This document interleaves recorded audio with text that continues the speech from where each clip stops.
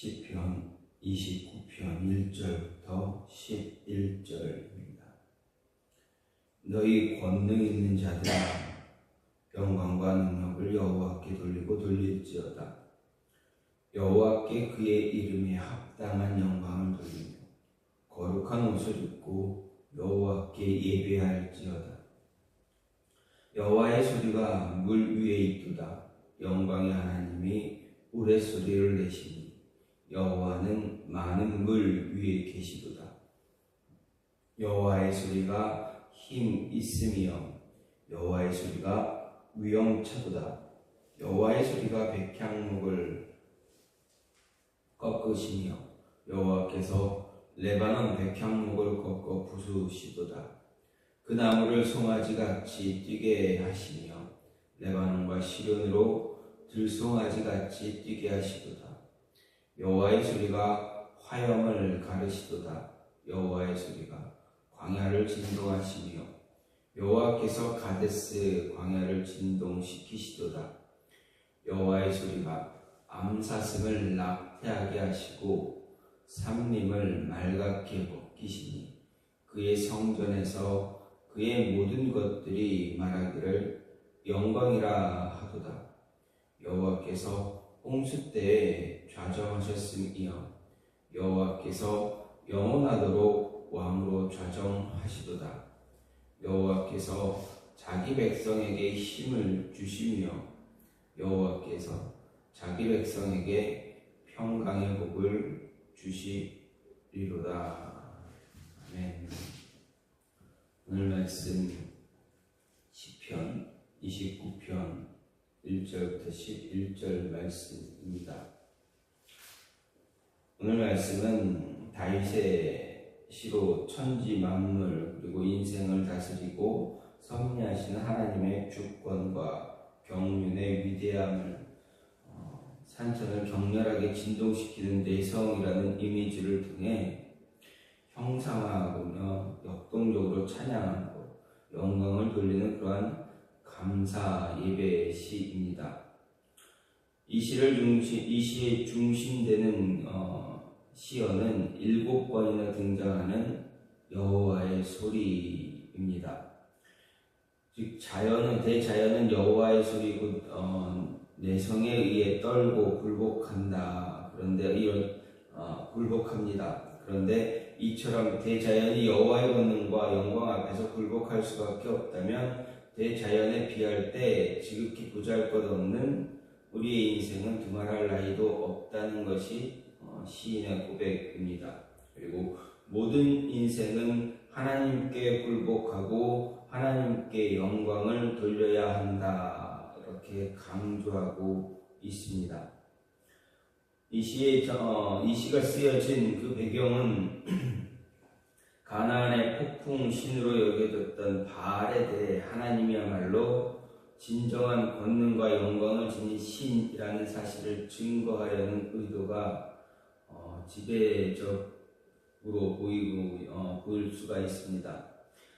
즉 이 시에서 하나님은 레바논과 시돈 그 헤르몬 산의 폭풍으로 나타나고 있습니다. 레바논은 팔레스타인의 최북단에 위치한 산맥이고 헤르몬 산은 그 레바논 산맥의 가장 높은 산입니다. 그런데 이 헤르몬 산은 바알 숭배의 본거지다라는 것입니다. 가나안 사람들은 이 산에서 자신의 존재 가치와 안정감을 찾습니다. 그런데 하나님께서 폭풍으로 나타나셔서 헤르몬 산을 흔들고 레바논을 부수고 있는 것을 보게 됩니다. 하나님은 이 산에서 7번 소리를 발하시고 있습니다. 바알도 이 산에서 소리를 발하는 것으로 믿어졌습니다. 물론 가나안 사람들은 천둥번개가 레바논과 헤르몬 산에 임재하는 폭풍의 신 바알의 소리라 이렇게 믿었습니다. 하지만 시인은 그런 내성을 바알이 아닌 하나님의 소리로 이야기함으로써 진정한 신은 바알이 아니라 하나님이다 이야기하면서 오직 하나님께 경배할 것을 요구하고 있다라는 것입니다. 이런 시의 내용을 보면 먼저 1, 2절은 하늘의 천사들을 향하여 영광과 능력을 하나님 여호와 하나님께 돌리고 경배하라라는 내용이고 3절부터 9절은 하나님의 영광과 능력을 내성의 이미지로 형상해서 인생들이 하나님을 경배할 수밖에 없는 이유를 이야기합니다. 끝으로 10절, 11절은 여호와께서 만물의 진정한 왕으로 영원히 통치하시고 그 백성에게 힘과 복을 주시는 분임을 노래하는 그러한 내용입니다. 이런 오늘 말씀이 시편 29편의 구성은 영광의 왕 여호와를 찬양하는 내용과 또 찬양하는 이유, 찬양해야 하는 이유, 그리고 영원토록 찬양받으시기에 합당한 영광의 왕의 통치를 이야기하고 있다. 이런 구성을 가지고 있음을 보게 됩니다. 그리고 1절, 2절에서 하나님의 이름이 4번이 언급되고 10절, 11절에서도 또 4번 언급됨으로 인해서 하나님의 이름을 처음 시작과 마지막에 이렇게 사용함으로 인해서 하나님만이 찬양받으시기에 합당한 분이다라는 것을 강조하고 있음을 생각할 수가 있습니다. 그런 오늘 말씀을 보면서 우리가 생각하는 것은 시인이 고백했듯이 영광과 능력을 하나님께 돌리라는 것입니다. 그러면 영광과 능력을 하나님께 돌릴 때 어떻게 해야 되는가, 어떤 모습으로 하나님께 돌려야 되는가 생각해 보면, 먼저 하나님께 영광을 돌릴 때, 영광과 능력을 돌릴 때 거룩한 옷을 입고 해야 한다라는 것입니다. 2절 말씀을 보면 여호와께 그의 이름에 합당한 영광을 돌리며 거룩한 옷을 입고 여호와께 예배하라, 이렇게 시인은 이야기합니다. 여기서 거룩한 옷이 무엇일까 생각해 볼 수가 있는데, 여기서 거룩한 옷이란 먼저 1차적으로 생각하면 이스라엘 백성들이 절기 때 하나님을 경배하기 위해 하나님의 전에 나아가면서 특별히 구별해서 입었던 옷이나 제사장들이 하나님의 전에 봉사하면서 입었던 옷이라 할 수가 있습니다. 즉 우리가 하나님께 나와 예배할 때 하나님께 예배하기 위해서 구별된 옷, 준비된 옷을 입는 그러한 모습입니다. 과거 우리나라의 기독교 모습, 우리가 예배할 때, 우리 믿음의 선배들이 예배할 때 모습을 보게 되면, 예배드리러 나올 때, 하나님을 만나러 나올 때 조금 평소와는 다른 옷을 입고 나와서 예배드렸던 그런 모습이 있습니다. 평소 지냈던 옷이 아니라 조금 더 구별되고 조금 더 하나님께 어떻게 보면 조금 더 하나님께 자신의 모습, 자신의 마음을 드리기 위해서 좀 다른 모습으로, 다른 옷을 입고 좀 더 좋은 옷을 입고 그런 외적으로 이렇게 갖추고 나와 드렸던, 예배를 드리던 그런 모습이 있습니다. 그리고 또 특히 아이들에게도 그런 것을 요구한 모습도 있습니다. 저 역시도 어렸을 때 예배드리러 나갈 때 어른들이 또는 교회 전도사님이나 또 다른 어른들이 교회에 올 때는 조금 더 좋은 옷을 입고 오는 것이 하나님께 예배드릴 때 좀 더 예의를 갖춘 모습이다라는 그런 이야기를 듣기도 했습니다. 어쨌든 1차적으로는 거의 거룩한 옷은 하나님께 예배드릴 때, 제사 드릴 때 구별되어진 옷을 입는 것을 이야기했습니다. 그리고 하지만 오늘 말씀을 보면 오늘 말씀에서 말하니 거룩한 옷, 이런 구별되어진 옷이기도 하지만 하나님을 경배하기 위해서 입어야 할 거룩한 옷은 온유하고 안정한 심령을 이야기합니다. 이와 관련해서 베드로는 너희 단장은 머리를 꾸미고 금을 차고 아름다운 옷을 입는 외모로 하지 말고 오직 마음에 숨은 사람을 온유하고 안정한 심령으로 썩지 아니할 것으로 하라 이렇게 권면하기도 했습니다. 즉 하나님께 제사 드리러 나올 때, 하나님께 예배 드리러 나올 때 겉으로 보여지는 그런 아름다운 옷보다는 너희의 심령을 더욱더 안정하고 온유하게 지키고 하나님께 나오라 라는 것입니다. 온유하고 안정한 심령은 정결한 마음과 내적인 성결을 이야기합니다. 즉 우리가 하나님을 경배하기 위해서 내적인 성결의 옷을 입어야 한다라는 이야기입니다. 우리가 정결한 마음과 내적인 성결을 갖추지 않고 하나님을 경배한다라는 것, 하나님께 영광 돌린다는 것은 결코 있을 수 없는 것입니다. 물론 이런 것 없이도 형식적으로는 하나님을 경배할 수는 있겠지만 그것은 거룩한 하나님을 기만하는 그런 가증스러운 잘못된 행동인 것입니다. 즉 하나님께 영광 돌리기 위해서, 하나님께 예배하러 나오기 위해서 거룩한 옷을 입는다라는 것, 우선 우리의 마음이 정결하고 우리의 마음이 성결한 모습을 먼저 갖추고 하나님께 나와 영광과 능력을 돌릴 수 있는 그런 모습을 가져야 한다라는 것입니다. 하나님께 나올 때, 하나님과의 만날 때 우리의 심령을 먼저 잘 갖추고 만날 수 있는, 나올 수 있는, 그래서 그 모습을 가지고 예배할 수 있는 모습이 되어져야 한다라는 것입니다. 또 다른 것은 무엇입니까? 하나님께 영광과 능력을 돌려야 하는 것은, 그 이유는 모든 것 위에 뛰어나신 분이 바로 하나님이시기 때문에 그렇습니다. 시인은 말합니다. 모든 것 위에 뛰어나신 하나님께 영광을 돌려라, 영광과 능력을 돌리라 이렇게 이야기합니다. 5절과 6절 말씀을 보면 여호와의 소리가 백향목을 꺾으시며 여호와께서 레바논 백향목을 꺾어 부수시도다. 그 나무를 송아지같이 뛰게 하시며 레바논과 시돈으로 들송아지같이 뛰게 하시도다 이렇게 이야기합니다. 여기서 백향목을 꺾으시고, 여호와의 소리가 백향목을 꺾고 레바논 백향목을 꺾고 부쉈다라는 것, 무엇입니까? 이 백향목은 나무 가운데 가장 특별한, 가장 큰, 가장 좋은, 가장 세상 사람들에게 가장 좋은 나무로 여겨졌던 것이 바로 레바논 백향목입니다. 그것보다 하나님의 소리가 더 크다, 더 뛰어나다라는 것, 그것은 모든 것 위에 뛰어나신 하나님이다라는 것입니다. 하나님은 세상을 창조하셨기에 그 이상, 그 위에 계시는 분입니다.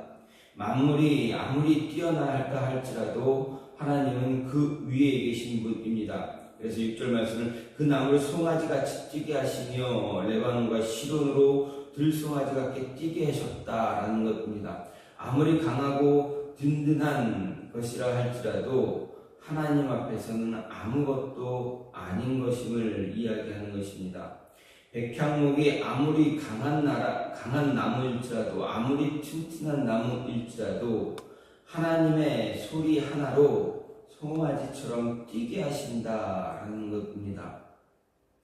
세상에 강한 것들을 단 한 소리로, 하나님의 소리로만, 어떤 하나님의 제스처나 하나님의 어떤 능력으로 하는 것이 아니라 단지 하나님의 소리로만 꺾으신다라는 것, 그리고 송아지처럼 뛰게 하신다라는 것은 하나님께서 그것들보다 더 뛰어나신 분, 그것들보다 더 위에 계신 분임을 이야기하는 것입니다.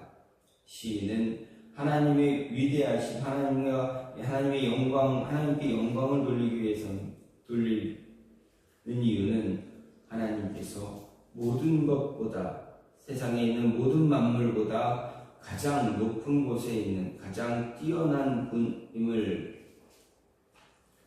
고백하는 것입니다. 마지막으로 하나님께 영광을 돌려야 하는 이유가 무엇인가? 시인은 이야기합니다. 하나님은 만물을 통치하는 분이기에 영광과 능력을 돌려야 한다 말합니다. 하나님은 세상을 창조하셨습니다. 그리고 세상을 다스리는 분입니다. 이것을 어떻게 알 수가 있습니까? 시인은 고백합니다. 10절 말씀을 보면 여호와께서 홍수 때에 자정하였으며 여호와께서 영원하도록 왕으로 자정하시도다. 11절 말씀을 보면 여호와께서 자기 백성에게 힘을 주시며 자기 백성에게 평강의 복을 주신다. 이렇게 이야기합니다. 홍수 때에 자정하셨다. 홍수 때에 자정하셨다라는 것, 그것은 무엇을 말합니까? 만물을 통치하는 분이다라는 것을 이야기합니다. 여러분, 노아의 홍수 때를 생각해 보십시오. 하나님은 세상이 죄에 물들어 있을 때 도저히 하나님의 심판 외에 다른 것으로는 어떻게 할 수가 없는 그 순간에 하나님은 홍수로 세상을 심판하셨습니다. 사람들은 이렇게 생각할 수가 있습니다. 홍수는 자연의 이치고 그때 너무 많은 비가 왔기 때문에 어쩔 수 없다라고 이야기할 수 있습니다. 그런데 오늘 성경 말씀은 뭐라 이야기합니까? 하나님께서 홍수 때에 좌정하셨다라는 것입니다. 좌정하셨다라는 것은 홍수를 다스리는 그러한 모습을 볼 수가 있습니다. 하나님께서 친히 홍수를 일으키시고 홍수를 멈추시고 이것을 다스리는 그러한 모습을 가졌다라는 것입니다. 즉 홍수를 통치하고 다스렸다라는 것, 그것은 이미 하나님께서 만물을 다스리는 분이다라는 것입니다. 생각해 보십시오. 하늘에 비가 내리기 시작합니다. 요즘도 여름만 되면 국지성 호우가 많이 우리나라의 곳곳에서 일어나게 됩니다. 그리고 세계 곳곳에서 갑자기 많은 비로 인해서 많은 재산의 피해를 입게 됩니다. 많은 사람들의 집들이 떠내려가기도 합니다. 속수무책입니다. 자연의 이치를 거스릴 수 있는 것이 하나도, 그런 힘이 하나도 없음을 우리는 보게 됩니다. 사람의 능력이 우리가 할 수 있는 것이 아무리 많다 할지라도 자연의 이치를 거스릴 수 있는, 자연의 이치를 이길 수 있는 힘이 없다는 것을 너무 쉽게 발견할 수가 있습니다. 그런데 이런 홍수조차도 하나님 발 아래 누여 있다라는 것, 그것은 하나님이 이 모든 자연의 이치를 다스리는 분이다라는 것입니다. 지금 만물을 통치하는 분이 바로 하나님이기에 그런 하나님을 향해 영광과 능력을 돌릴 수 있어야 하는 것, 그것이 바로 우리의 모습이다라는 것입니다. 성도는, 그리스도인은, 하나님을 믿고 예수 그리스도를 구주로 영접한 자들은 이러한 하나님을 찬양하고 하나님께 영광을 돌려야 합니다. 그리고 자신에게 우리에게 평강과 힘을 주시는 그런 분에게, 그런 하나님께 영광과 능력 또한 돌릴 수 있어야 하는 것을 시인은 이야기합니다. 그렇습니다. 하나님은 세상을 창조하시고 다스리는 분이기에 영광 받으시기에 합당한 분입니다. 시인은 오늘 말씀을 통해서, 오늘 자신의 고백을 통해서 하나님이 어떠한 분인가, 하나님이 어떤 분인가를 다시 한번 고백합니다. 그리고 그 하나님께 우리는 영광을 돌려야 된다, 영광과 찬양을 돌려야 한다라고 고백합니다.